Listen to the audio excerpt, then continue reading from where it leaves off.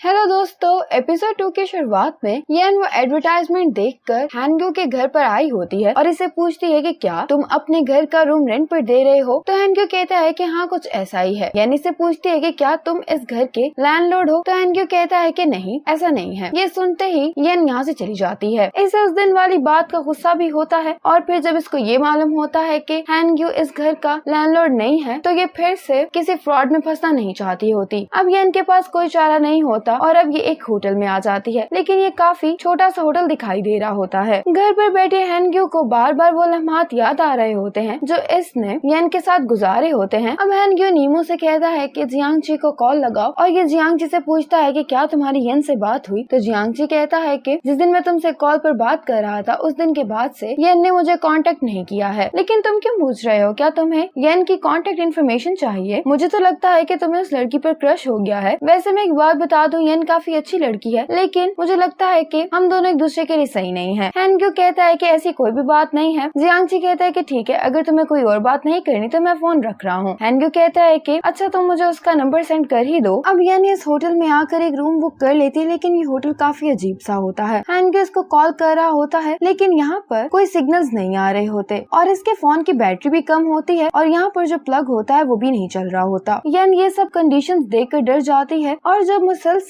येन का नंबर बंद आ रहा होता है तो हैनग्यो भी परेशान हो जाता है और ये अपने घर से येन को ढूंढने के लिए निकल पड़ता है और इसको रोड पर ही येन मिल जाती है। हैनग्यो इसको अपनी जैकेट उतार कर देता है और इसे कहता है कि तुम मेरे साथ चलो। जब ये दोनों घर पर पहुंच जाते हैं तो येन इसको बताती है कि जहाँ मैं पहले रेंट पर रह रही थी उन्होंने मेरा डिपॉजिट वापस नहीं किया और तुम्हें मालूम है कि पिछले साल भी मेरे साथ यही सब कुछ हुआ था। हैनग्यो कहता है कि अगर तुम मेरे घर का रूम रेंट पर लेना चाहती हो तो मैं तुमसे कोई भी डिपॉजिट नहीं लूंगा। इस पर येन काफी कंफ्यूज दिखाई दे रही होती है और इससे कहती है कि इस जगह के ऑनर तुम तो नहीं हो। हैनग्यो को बताता है कि ये घर मेरी मॉम का है और मेरे पास इस घर का प्रॉपर्टी ऑनरशिप सर्टिफिकेट भी है जो ये येन को दिखाता है। और अगर तुम्हें अभी भी मेरी बात पर यकीन नहीं आ रहा है तो मैं किसी दिन घर जाकर इस घर का रजिस्ट्रेशन रिकॉर्ड भी ले आऊंगा। येन कहती है कि इसकी कोई भी जरूरत नहीं है। हैनग्यो कहता है कि मैं कल सुबह ही टेनेंसी एग्रीमेंट बनवा लूंगा और जहाँ तक बात रही रेंट की, मुझे मालूम है कि तुम अभी रेंट नहीं दे सकती हो, लेकिन जैसे ही तुम्हें तुम्हारी सैलरी मिलेगी तो तुम मुझे मेरा रेंट दे देना। इस डील के लिए येन मान जाती है क्योंकि इसके पास और कोई चॉइस नहीं होती। फिर हैनग्यो उसको बताता है कि मेरी मॉम मेरे लिए एक फीमेल हाउसमेट ढूंढना चाहती हैं ताकि वो मेरी गर्लफ्रेंड बन जाए और फिर मेरी उससे जल्दी से शादी हो जाए। लेकिन फिर मैंने सोचा कि अगर मुझे कोई ऐसा मिल जाए जिसे मैं जानता हूँ तो मेरी ये प्रॉब्लम सॉल्व हो जाएगी। हैनग्यो कहता है कि ये ऑफर देने की मेरे पास एक और वजह भी है। उस दिन मैंने तुम्हारा प्रपोजल खराब कर दिया था जिसके लिए मैं बहुत सॉरी फील कर रहा हूँ। मैं चाहता हूँ कि इस तरह से मैं तुम्हें कंपनसेट कर पाऊँ। हैनग्यो इससे प्रॉपर तरीके से माफी मांगता है। येन कहती है कि तुम्हें माफी नहीं मांगनी चाहिए। मुझे अब रियलाइज हुआ है कि मैं और जियांगची एक दूसरे के लिए ठीक ही नहीं है, लेकिन तुमने आज मेरी बहुत मदद की है और तुम मुझे एक रिलायबल इंसान लग रहे हो, इसलिए मैं तुम्हारी अपॉलॉजी एक्सेप्ट कर लेती हूँ। येन इससे वादा करती है कि वो सैलरी मिलते ही इसका रेंट इसको दे देगी। अगले दिन ये दोनों हाउस रेंटल एग्रीमेंट पर साइन कर लेते हैं। हैनग्यो कहता है कि अब से हम हाउसमेट्स बन गए हैं और ये इससे हाथ मिलाने के लिए हाथ बढ़ाता है, लेकिन येन इसके हाथ में स्वीपर थमा देती है और इसे कहती है कि अब चूंकि हम हाउसमेट्स बन गए हैं तो हमें घर की सफाई का भी ख्याल रखना होगा। जिस पर येन कहता है कि मेरे घर की क्लीनर हर हफ्ते आकर सफाई कर जाती है और जब येन घर पर नजर डालती है तो घर काफी गंदा होता है और फिर हैनग्यो को येन के साथ घर की सफाई करनी ही पड़ती है। अब सुबह जब येन सोकर उठती है तो डोरबेल बजने लगती है। ये देखकर ये हैनग्यो से कहती है कि इस टाइम कौन आया होगा। तो हैनग्यो कहता है कि यकीनन मेरी मॉम आई होंगी। ये देखकर येन नर्वस हो जाती है और इससे कहती है कि मुझे जाकर छुप जाना चाहिए और हैनग्यो डोर खोलता है। हैनग्यो की मॉम आकर घर को चेक करने लगती है तो हैनग्यो अपनी मॉम से कहता है कि आखिर आप क्या करने की कोशिश कर रही हैं। तो मॉम कहती है कि मैं सिर्फ ये देख रही हूँ कि तुम अपना घर रेंट पर क्यों नहीं देना चाहते। हैनग्यो कहता है कि मॉम, मैंने आपको बताया तो है कि मैं बस अकेले रहना चाहता हूँ और कोई भी वजह नहीं है। हैनग्यो की मॉम कहती है कि मैं तुम्हारी मॉम हूँ और मुझे तुम्हारी परवाह है। फिर वो नोटिस करती है कि हैनग्यो अभी अभी उठा है तो वो इससे कहती है कि तुम ब्रेकफास्ट कर लो, मैं फिर कभी आऊंगी। मॉम के जाते ही हैनग्यो येन को चेक करने के लिए आ जाता है जो कि इसकी वार्डरोब में छुपी होती है। येन यहाँ से उतरने लगती है तो ये हैनग्यो के ऊपर गिर जाती है और ये खड़ी होकर मॉम भी देख रही होती है। हैनग्यो अपनी मॉम को एक्सप्लेन करने के लिए बैठ जाता है और कहता है कि येन मेरी गर्लफ्रेंड है और ये अभी अभी ग्रेजुएट हुई है। हमने आपको इसलिए नहीं बताया क्योंकि आप चाहती हैं कि मेरी जल्दी से शादी हो जाए, लेकिन आप देख सकते हैं कि मैं भी अपने काम में काफी बिजी हूँ और येन भी अभी मुझसे शादी नहीं करना चाहती है। येन कहती है मिस डेंग, आप इसके लिए इसलिए हैनग्यू को ब्लेम नहीं करे क्योंकि ये सब मेरा आइडिया है। मैंने जब ये देखा कि आप ब्लाइंड डेट पर बहुत सारी लड़कियों से मिलवाने के लिए हैनग्यू को भेज रही हैं, तो मुझे इस बात की फिक्र होने लगी कि अगर हमने अपना रिलेशनशिप एक्सपोज कर दिया तो आप हमें भी जल्दी शादी करने के लिए कहेंगी। लेकिन हमें अभी डेटिंग करते हुए ज्यादा अरसा नहीं हुआ है और मैं चीजों को रश नहीं करना चाहती, बल्कि मुझे इस पर सोचने के लिए थोड़ा सा वक्त चाहिए। मिस डेंग पूछती हैं कि आखिर तुम दोनों मिले कैसे? तो हैनग्यू कहता है कि येन जियांगची के रेस्टोरेंट पे इंटर्नशिप कर रही थी और हमारी मुलाकात वहीं पर हुई थी। और मॉम फिर येन के मुतालिक बहुत से सवालात पूछने लगती हैं। हैनग्यू की मॉम जब सेटिस्फाई हो जाती हैं तो ये यहाँ से चली जाती हैं। हैनग्यू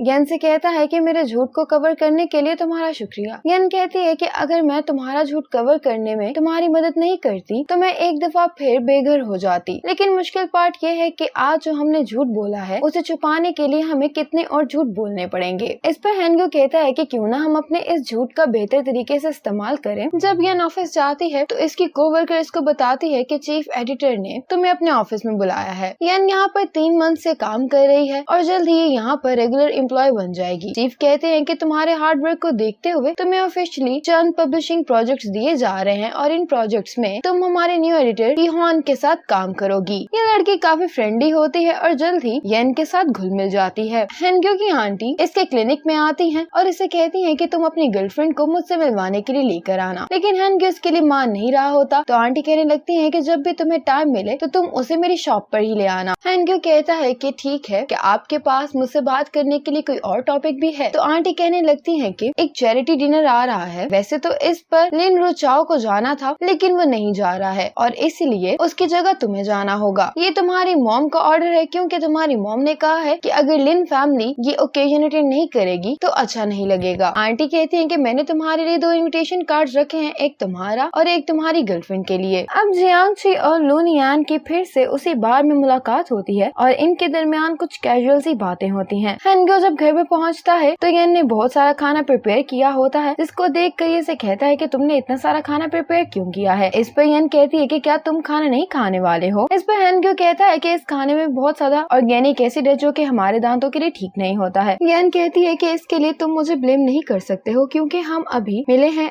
और हमें एक दूसरे के लाइफस्टाइल्स को जानने में वक्त लगेगा। हैनग्यू कहता है कि जो कुछ आज सुबह हुआ है वो दोबारा नहीं होना चाहिए और इससे बचने के लिए हमें एक सॉलिड प्लान बनाना होगा जिसमें हम अपनी लव स्टोरी क्रिएट करेंगे और इसके साथ एक रियल कपल की तरह हमें एक दूसरे की हर चीज के बारे में भी मालूम होना चाहिए। येन कहती है कि मैं अपनी सारी लाइक्स और डिसलाइक्स तुम्हें लिख कर दे दूंगी, तुम उन्हें मेमोराइज कर लेना। हैनग्यू बहुत क्यूरियस हो रहा होता है कि आखिर इसने इतना सब कुछ क्यों प्रिपेयर किया है डिनर के लिए, तो इससे पूछ ही लेता है। येन कहती है कि हमारी पब्लिशिंग कंपनी गवर्नमेंट के साथ काम करने वाली है, इसलिए मैं गवर्नमेंट स्टाइल खानों पर रिसर्च कर रही हूँ। हैनग्यू कहता है कि क्या तुम एक इलस्ट्रेटर हो या फिर एक शेफ, जिस पर येन कहती है कि मैं एक इलस्ट्रेटर ही हूँ, लेकिन ड्रॉ करने से पहले आपको उस चीज की सही फीलिंग्स के बारे में मालूम होना चाहिए, तभी आप कुछ इफेक्टिव ड्रॉ कर सकते हैं। और ये प्रोजेक्ट काफी इम्पोर्टेंट है क्योंकि इसमें हम एक वेस्टर्न शेफ जिसका नाम पाउल बक्यूस है उसके साथ काम करने वाले हैं, इसीलिए मैं उस शेफ के खानों पर थोड़ी रिसर्च करना चाहती हूँ। हैनग्यू कहता है कि कल काम के बाद मैं तुम्हें एक ऐसी जगह पर लेकर जाऊंगा जहाँ पर तुम्हें वेस्टर्न खाने देखने को मिलेंगे और इस तरह से तुम अपनी रिसर्च भी कर सकती हो और हम दोनों के यूं साथ जाने का फायदा ये होगा कि हम इसको अपनी डेट कंसीडर करेंगे। अब नेक्स्ट डे येन हैनग्यू की आंटी की शॉप पर आ जाती है तो आंटी इसको देखते ही कहती है कि क्या तुम अपने बॉयफ्रेंड का वेट कर रही हो, जिस पर येन कहती है कि नहीं, मैं अपने दोस्त का इंतजार कर रही हूँ। इतने में यहाँ पर हैनग्यू आ जाता है और इसे बताता है कि क्लिनिक पर मैं एक छोटी सी सर्जरी में फंस गया था इसलिए मुझे देर हो गई। तो येन कहती है कि मैं भी अभी आई हूँ। येन अब आंटी से कहने लगती है कि मेरा फ्रेंड आ गया है तो अब हमें शॉपिंग शुरू करनी चाहिए, जिस पर हैनग्यू इसको इशारा करता है और अपनी आंटी से कहता है कि ये मेरी गर्लफ्रेंड है और फिर इसे भी याद आ जाता है कि इनको यहाँ पर ड्रामा करना है। येन यहाँ पर बहुत से ड्रेस ट्राई करती है लेकिन हैनग्यू को कोई भी पसंद नहीं आ रहा होता और फिर फाइनली ये एक ब्लैक ड्रेस पहन कर आती है जो वाकई बहुत खूबसूरत होता है और हैनग्यू को भी पसंद आता है, लेकिन ये ड्रेस काफी महंगा होता है और येन खरीदना नहीं चाह रही होती। तो आंटी कहती है कि आज मैं पहली बार अपने नेफ्यू की गर्लफ्रेंड से मिली हूँ तो ये ड्रेस तो एक छोटा सा गिफ्ट है तुम्हारे लिए और तुम मुझे वीचैट पर ऐड कर लो क्योंकि मैं तुम्हें ऑफिशियल मीटअप पर रेड एनवेलप देना चाहती हूँ। हैनग्यू को इशारा करता है कि वो ये सब कुछ एक्सेप्ट कर ले। इसके बाद फिर ये लोग रेडी होकर जब इस चैरिटी इवेंट पर पहुंच जाते हैं तो आंटी की तरफ से येन को एक रेड एनवेलप रिसीव होता है जिसमें बहुत सारे पैसे होते हैं। येन के पैसे रखना नहीं चाह रही होती तो हैनग्यू से कहता है कि तुम ये पैसे आज की परफॉर्मेंस फी के तौर पर रख सकती हो हो। हैंगुक साइड पर खड़ा होता है और अचानक ही ये येन के सामने आकर खड़ा हो जाता है। तो येन इससे पूछती है कि तुम्हें क्या हुआ। हैंगुक कहता है कि मैंने अभी किसी को देखा है जिसे मुझे देखना नहीं चाहिए था, और ये एक लड़की होती है जो पीछे से हैंगुक का नाम बुला रही होती है। और इसी मोमेंट पर एपिसोड 2 खत्म हो जाती है।